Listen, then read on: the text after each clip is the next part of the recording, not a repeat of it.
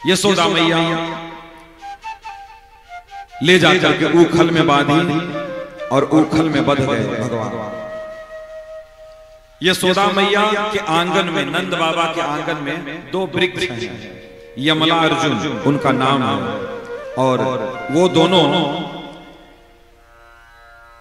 कुबेर, धनाध्यक्ष कुबेर के पहले पुत्र थे। उनका ये दूसरा जन्म है जो वहां पेड़ बन करके खड़े हैं। वहीं यशोदा मां के आंगन में, नंद बाबा के आंगन में दोनों पेड़ खड़े हैं और कृष्ण ओखल को लेकर के खींच करके गए हैं। उस पेड़ के बीच में से भगवान निकले हैं। पेड़ दोनों गिरे हैं और गिरने के बाद उसमें से दो दिव्य स्वरूप धारण करके प्रकट हुए हैं और दोनों भगवान को प्रणाम किए हैं और प्रणाम करके अपने लोक गए हैं। वो दोनों थे कौन? वो पेड़ क्यों बने थे? सुखदेव गोस्वामी कहते हैं, परीक्षित, ये जो वृक्ष योनि में दोनों खड़े थे वृक्ष बन करके, ये कुबेर के पुत्र थे। ये दोनों कुबेर के पुत्र थे। इनका क्या नाम था? नल, कुबर और मणिग्रीव। ये पेड़ क्यों बन गए थे? अब जानते हैं बड़े बाप के बेटे कैसे होते हैं। अब पिताजी धनाध्यक्ष ही हैं, बहुत पैसा है बाप के पास, तो जिन बाप के पास बहुत पैसे है तो बेटे दारू पिएंगे, जुआ खेलेंगे। आपने कभी देखा अमिताभ बच्चन का बेटा अमिताभ बच्चन बन पाया? नहीं बन पाया ना, बन भी नहीं पाया। सोनिया गांधी का बेटा बन पाया? राहुल गांधी नहीं बन पाया। मुलायम सिंह यादव का लड़का अखिलेश यादव बन पाया? मुलायम सिंह नहीं बन पाया।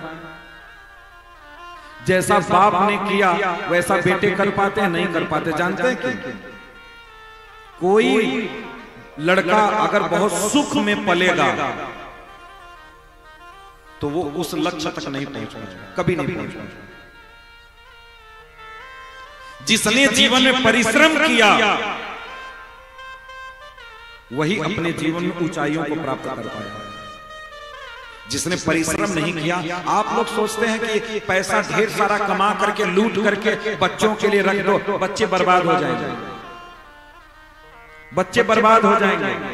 बच्चों के लिए उतना ही पैसा रखो जितने से वो पढ़ पाए और खा पाए, बस। इससे ज्यादा बच्चों के लिए पैसा मत रखो। जिनके भी आप देख लो, जिनके भी ढेर बहुत पैसा है, उनके बच्चों की कंडीशन देखो। दारू पी रहे हैं, जुआ खेल रहे हैं, मुर्गा खा रहे हैं, पार्टी कर रहे हैं। लेकिन जो बच्चा गरीब घर में जन्म लेता है, परिस्थितियों से जूझ करके जो आगे बढ़ता है, वही जीवन में सफल होता है। वही जीवन में सफल होता है। इसलिए संतान के लिए धन इकट्ठा करने की कोई आवश्यकता नहीं। शास्त्रों का कहना है, पूत सपूत तो काहे धन संचय, और पूत कपूत तो काहे धन संचय। अगर बेटा सपूत निकल गया तो उसको पैसे की जरूरत नहीं हो, खुद कमा लेगा, अपने भर करेगा। और बेटा कपूत निकल गया तो तुम जितना इकट्ठा करके जाओगे सब दारू पी करके जुआ खेल के बर्बाद कर दोगे। क्या लाभ है बताओ? कोई लाभ नहीं। इसलिए जितना कमाओ अपने घर में ठाकुर जी को रखो और ठाकुर जी की सेवा में लगाते चलो, लगाते चलो।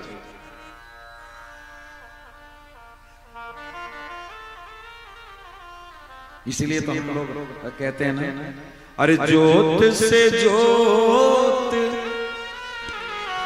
जलाते चलो और प्रेम की गंगा बहाते चलो। अरे प्रेम की गंगा बहाते चलो, ज्योत से ज्योत जगाते चलो। ये भगवत ज्ञान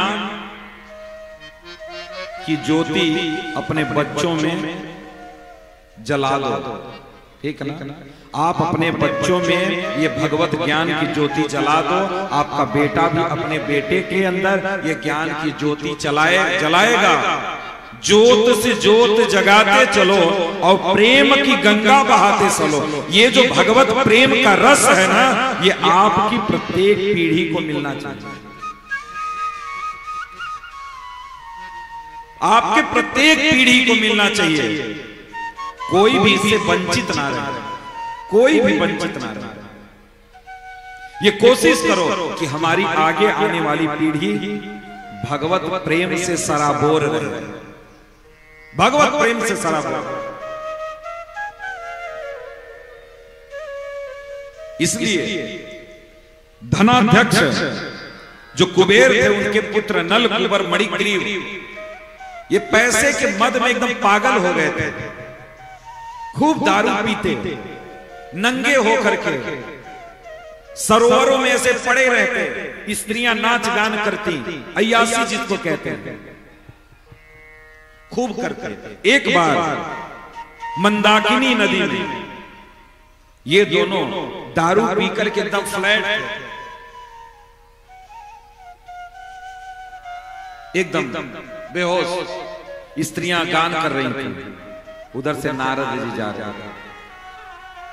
नारद जी उनकी दशा को देखे, बताओ ये बड़े घर के लड़के हैं, ये नंगे पड़े हैं, ये मनुष्य बनने के योग्य नहीं है, ये मनुष्य रहने लायक नहीं है। नारद जी ने उनको श्राप दे दिया, श्राप दे दिया नारद जी ने। क्या कि जाओ तुम पेड़ बन जाओ, वृक्ष बन जाओ, क्योंकि वृक्ष कपड़े नहीं पहनते।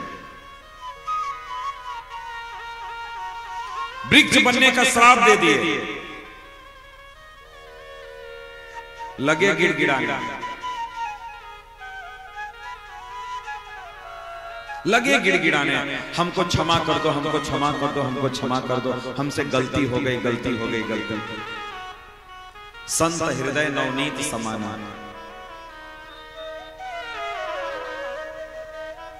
संतों का हृदय तो बहुत कोमल होता है। बोले चलो क्षमा तो अब नहीं हो सकता, क्योंकि श्राप तो दे दिए वृक्ष बनने का, लेकिन तुम जाओ नंद बाबा के आंगन में वृक्ष बन करके खड़े रहोगे, भगवान वहां आएंगे, अवतार लेंगे, तो भगवान से स्पर्श तुम्हारा होगा तो तुम्हारा उद्धार होगा, तुम्हारा उद्धार होगा।